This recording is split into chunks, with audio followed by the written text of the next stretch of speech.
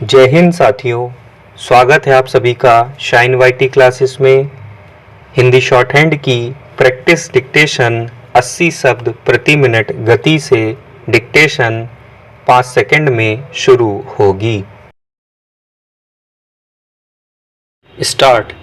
जीवन बहुत सुंदर है और इसकी सुंदरता का आकलन हम धरती पर मिले केवल भौतिक वस्तुओं और सुख सुविधा से नहीं कर सकते हैं।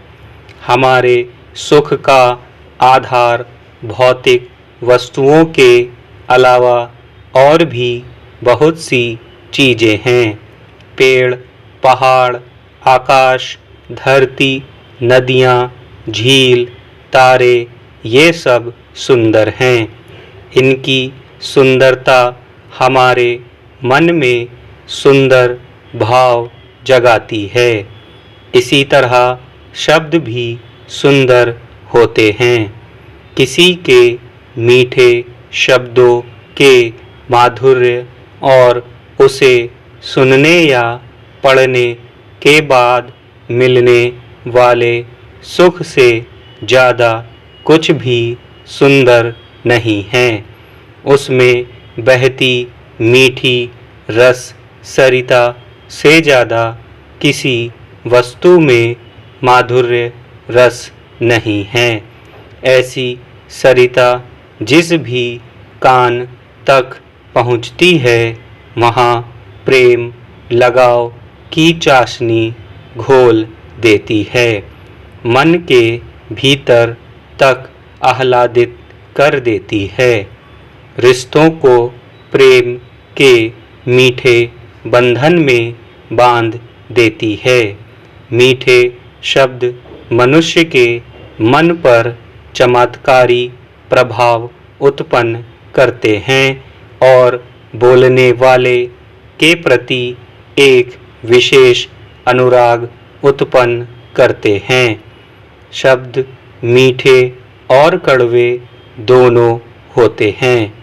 मीठे शब्द मनुष्य को मनुष्य का हितैषी बनाते हैं, तो कड़वे शब्द मनुष्य को मनुष्य का शत्रु भी बना देते हैं।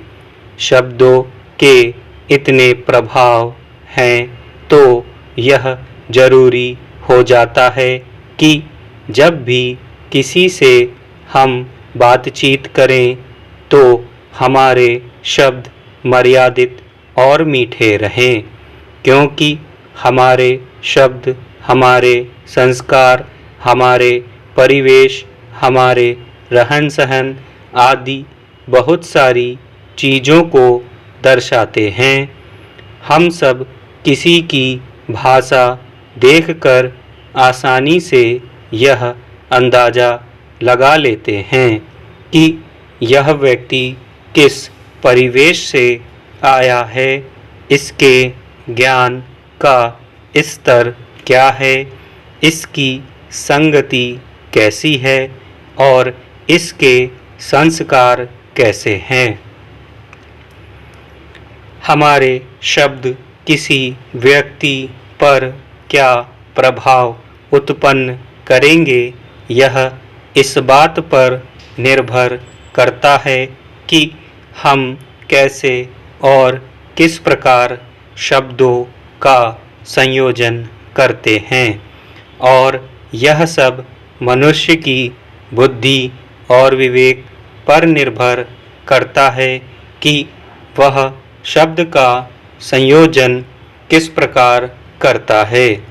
शब्दों के प्रभाव इस बात पर भी निर्भर रहते हैं कि शब्दों का संयोजन करते समय हमारे खुद के मन में कौन से भाव रहते हैं, कितना हमारे अंदर प्रेम, घृणा, वात्सल्य, छल, कपट या माधुर्य था।